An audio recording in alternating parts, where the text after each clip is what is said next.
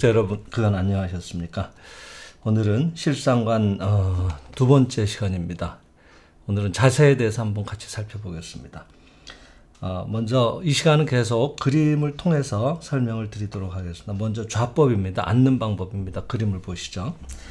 먼저 앉으실 때는 그림에도 나와 있습니다만은 우측발이 아래로 가게 합니다. 그리고 그 우측발 위에 왼발을 겹쳐서 앉게 되는데 이때 오른쪽 발 뒤꿈치의 복숭아뼈, 안쪽 복숭아뼈, 바깥쪽 복숭아뼈 말고요. 안쪽 복숭아뼈 밑에 보면 움푹 파인 데가 있습니다. 거기에 왼쪽 겹쳐 앉는 엄지발가락이 거기에 들어가도록 그렇게 겹쳐서 앉습니다. 그렇게 앉다 보면, 그렇게 깊숙이 앉다 보면 자연히 밑에 깔린 오른쪽 발에 그 엄지발가락이 좌측에 그 겹쳐 앉은, 위에 겹쳐 앉은 좌측 발에, 왼쪽 발에 안쪽, 바깥쪽 복숭아뼈 밑에 폭 파인 곳에 오른쪽 발에 엄지발가락이 들어오게 됩니다. 상당히 깊숙이 겹쳐 앉아야 됩니다. 이 자세가 가능하신 분은 이렇게 앉으셔도 좋고요. 이게 어려우신 분은 그냥 겹쳐서 앉는다, 꿇어 앉는다 생각하시면 되겠습니다. 야인 사람은 가능한 한 깊숙이 겹쳐서 앉으라 그랬고, 조금 체중이 있으신 분들은 엄지발가락 정도만 겹칠 정도로 이렇게 살짝 얇게 겹쳐 앉으라고도 얘기를 하고 계십니다. 여기서 이제 8권에 나와 있지는 않습니다만은 우측발이 밑으로 가고 왼발이 위에 앉게 되는 이유는 우측은 음을 상징하고 좌측은 양을 상징합니다. 그래서 음이 밑으로 가고 거기에 양이 위에 겹쳐 앉는 그런 형국이 되겠습니다. 그 다음에 배를 펴고 허리를 펴고 가슴을 완만하게 모두 펴고 어디에도 걸림이 없이 척추를 곧바로 하고 앉으라 그랬습니다. 지금 앉은 자세의 그림을 한번 보시죠. 남성도 여성도 양쪽에 그림이 다 있습니다만 어느 쪽이나 가능한 한 허리를 바로 펴고 있습니다. 그 이유는 여기에 만류인력이라는 것이 지상에 작용하고 있지 않습니까? 근데 여기 책에서도 이 인력이라고 하는 지상 일체의 생물에 작용하고 있는 천지에 살리는 힘에 일치하는 것이 바로 허리를 곧쭉 펴고 자세를 맞추는 것이다. 이렇게 얘기를 하고 계십니다. 인력이라고 하는 것은 다른 말로 선생은 하늘의 숨과 땅의 숨이 교류하는 일종의 생명자기의 흐름이다 그랬습니다. 그래서 천지를 종으로 관통하고 있는 생명자기의 흐름이 우리들의 자세가 그 방향으로 그 흐름에다가 일치하게 됐을 때 우리들의 생명자기에 작용해서 지금까지 미약했던 생명자기가 뚜렷이 강하게 발현되어 온다 그랬습니다. 뭐든지 이렇게 고추 잘 서 있는 경우가 나무도 보면은 잘 자랍니다. 쭉쭉 뻗어나죠. 그와 같이 우리는 인력이라고 이름을 붙여놨습니다만 여기서 선생은 하늘과 땅이 교류하는 일종의 생명자기의 흐름이다 그랬습니다. 거기에 자기의 자세를 맞추는 것이 되겠습니다.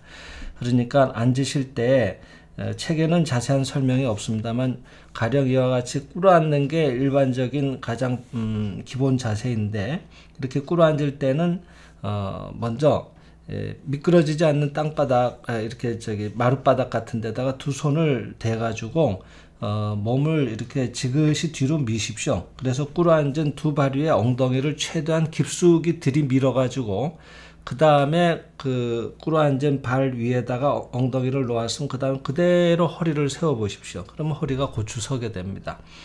이렇게 깊숙이 앉는 것이 어려운 분은 요즘 무릎 의자라고 기도 의자라고 나오는 것들이 있더라고요.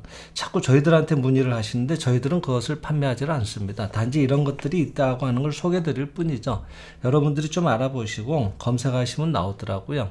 그래서 그런 무릎 의자, 기도 의자를 꿇어 앉은 그 발 사이에 그러니까 이 꿇어 앉은 사이에 넣어보시면 그것이 어떤 위치로 작동하는지를 여러분 금세 아실 겁니다. 그래서 거기에 걸터 앉게 되면은 엉덩이의 그 무게로 꿇어앉은 두 발을 내리 누르는 그 힘을 막아주니까 피도 잘 통하게 되고 다리가 저리는 현상이 없더라고요. 그래서 좀 더 집중해서 오래 하실 수도 있습니다. 하여튼 중요한 것은 허리를 고추 편다고 하는 겁니다.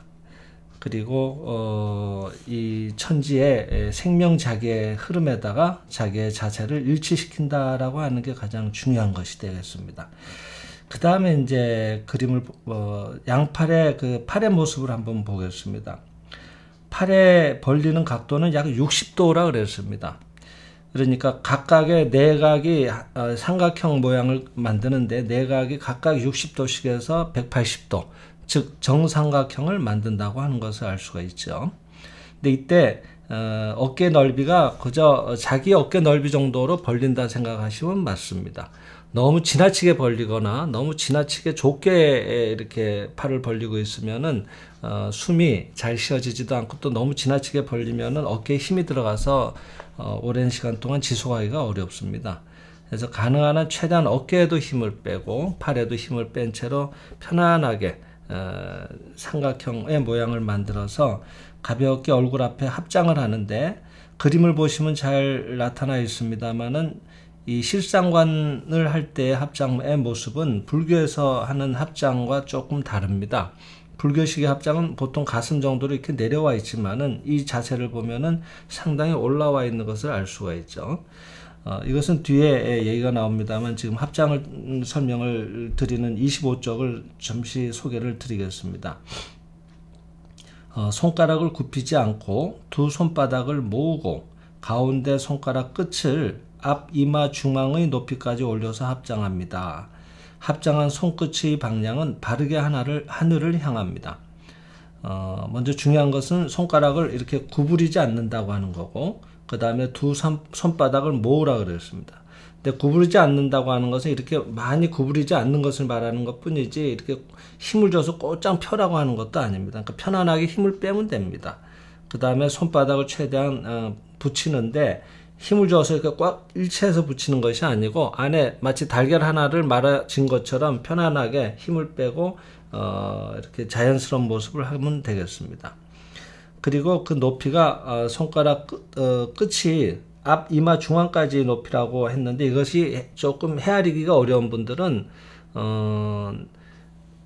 합장한 엄지손가락에 마디가 있죠. 그 마디가 코끝에 올 정도로 하니까 저는 맞더라고요. 그러니까 여러분 각자 가늠하셔서 하여튼 이 알맞은 높이로 책에서 설명하고 있는 대로 올 수 있도록 해주시기 바랍니다. 이럴 때 합장한 모양이 이렇게 바르게 하늘을 향하도록 자세를 잘 유지하는 것이 중요합니다. 자, 이렇게 합장을 할 때 왜 이 합장을 이와 같이 높이까지 하는 거에 대한 설명이 그 뒤에 나오는데요. 먼저 첫 번째 미간에 대한 얘기가 나옵니다.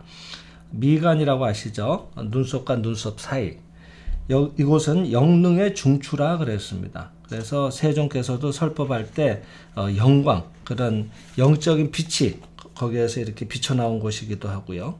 그러니까 그런 걸 상징해서 여러분들 사찰을 같은 데 가보시면 부처님 미간에 이렇게 아주 빛이 나는 보석 같은 것을 장식한 모습을 자주 보실 수 있을 겁니다.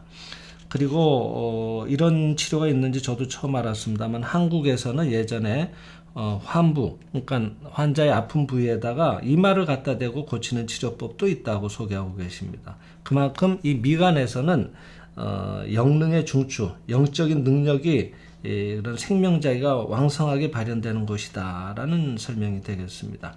그리고 또 손끝이나 손바닥이 영능의 중추라 그랬습니다. 대부분 이렇게 치료를 할 때 보면은 여러분 어디 넘어져서 다칠 때도 먼저 손바닥으로 가서 그 아픈 부위를 만지지 않습니까? 자기도 모르게 직감적으로 거기에 치료의 능력이 있다고 하는 걸 안다고 하는 얘기가 되겠죠.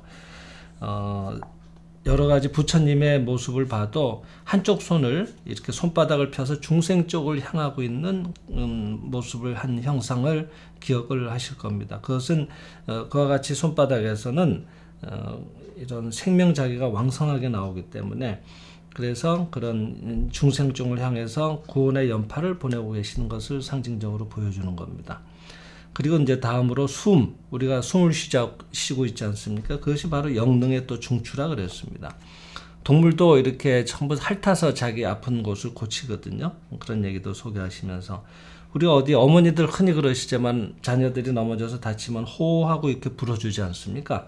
그것이 그렇게 치료에 능력이 있다는 걸 직감적으로들 다들 아시는 거죠.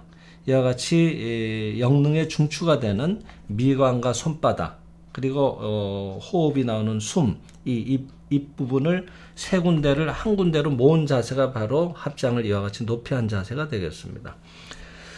자, 그리고 이제 앉으실 때 여성은 주먹이 2개 정도로 벌리라고 돼 있죠. 예.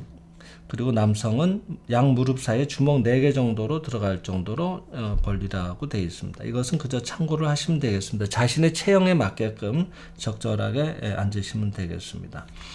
그 다음에 지금 생명의 실상 8권에서는 소개가 안 되어 있습니다만은 지금 올려드린 자료 화면에 나옵니다만은 이와 같이 앉아서 하는 상황이 잘 여의치가 않을 때가 있습니다. 가령 사무실에서 한다든지 아니면은 무릎이 불편하셔서 어차피 이렇게 무릎을 구부려서 앉는 것이 어려운 분들도 계시더라고요. 그럴 때는 의자에 앉아서 하는 것도 방법입니다. 여기 그림에 나와 있습니다만 의자에서 앉아서 하실 때는 가장 중요한 것이 의자에 그 바퀴 같은 것이 달려서 미끄러지지 않는 의자를 사용하시는 것이 가장 중요합니다. 그 이유는 지금 그림에도 나와 있지만은 등받이에 기대서 앉질 않습니다. 의자의 최대한 끝에 앉으라고 했습니다. 그럴 때 끝에 앉을 때 만약 의자에 그 바퀴 같은 것이라도 달려있으면 넘어지면서 크게 부상을 당하실 수도 있거든요. 그러니까 첫째는 바퀴가 없는 의자에 앉으십시오 하는 겁니다. 그리고 등받이에 기대지 않고 최대한 의자 끝에 앉되 그때 양발에 그 발끝이라고 되어 있는데 제가 볼 때는 앉아보니까 발 뒤꿈치 쪽이에요. 발끝 앞꿈치가 아니고 뒤꿈치 쪽을 붙여서 최대한 뒤로 당겨서 앉습니다. 그리고 최대한 엉덩이는 의자 끝에 앉습니다. 그리고 약간 의도적으로 아랫배를 조금 앞으로 내밀어 보십시오. 그럼 허리가 S자로 이렇게 쑥 들어가게 되거든요. 그러면은 좌법, 앉아서 하는 방식과 거의 유사한 허리가 고추 서게 되는 그런 효과를 보실 수가 있습니다. 나머지 상반신의 자세는 좌법, 앉아서 하는 자세와 별반 차이가 없으니까 그대로 참고하시면 되겠습니다. 우선은 좌법에서 가장 중요한 것은 제가 경험상 느끼는 것은 우선 허리를 잘 편다고 하는 게 중요합니다. 그리고 두 번째는 어깨에 힘이 들어가지 않는 게 중요하더라고요. 근데 이렇게 아무래도 팔을 벌리고 있다 보면요 힘이 들어요. 그래서 최소한 30분 정도는 실상관을 하세요라고 권장하고 계시는데 30분을 유지하기가 굉장히 어렵습니다. 그럴 때는 이렇게 합장한 손을 잠시 그대로 힘을 빼고 내리면 됩니다. 1, 2분만 쉬면 됩니다. 그리고 다시 올려서 실상관을 지속하시면 되겠습니다. 그리고 자꾸 어깨에 힘이 들어가 있는지 아닌지를 본인이 확인을 해 보시기 바랍니다. 그리고 이제 그 얼굴을 최대한 편안하게 신과 마주하는 행사이니까 즐거운 마음으로 환하게 편안한 심정으로 행사에 들어가는 것이 좋습니다. 뭔가 기를 쓰듯이 인상을 짓고 하는 경우들이 왕왕 계신데 그렇게 하는 것이 아닙니다. 최대한 편안한 마음으로 편안한 자세를 유지하는 것이 가장 중요하다고 볼 수 있습니다. 다시 정리드리면은 좌법은 꿇어앉는 것이 기본 자세입니다만은 그것이 어려운 분들은 지금 나와 있는 기도 의자 같은 것들을 활용하셔서 이렇게 다리에 피가 통하지 않아서 저리는 그런 것들로 인해서 집중이 어려운 것보다는 오히려 차선책입니다만은 그렇게 활용해 보시는 것도 괜찮다고 말씀드리고 있고, 그 다음에 중요한 것은 허리를 고추 펴서 자세를 일직선을 유지한다고 하는 것이죠. 마치 이 머리 위에서 누가 끈으로 잡아당기고 있으면 그 중심선이 머리를 통해서 자기의 그 단전을 통해서 다리까지 쭉 일직선으로 이어지고 있다는 그런 느낌이라고 할까요? 앉으셨을 때 허리 등 쪽 부분이 이렇게 S자식으로 약간 들어가고 아랫배는 의도적으로 약간 나온다는 그런 느낌이면은 그런 자세가 잘 유지가 됩니다. 그래서 좌법은 그것이 기본이고, 그 다음에 이제 의자에서 앉아서 하실 때는 최대한 등받이에 기대지 않고 끝에 한때 밑에 다리는 뒤로 최대한 당겨서 발 뒤꿈치를 붙인 상태로 이렇게 자세를 유지한다. 이렇게 생각하시면 되겠습니다. 자, 오늘은 먼저 자세에 대해서 살펴봤습니다. 다음 시간에는 실제로 들어가서 이 실상관을 할 때 순서나 주의할 내용들에 대해서 같이 살펴보도록 하겠습니다. 감사합니다.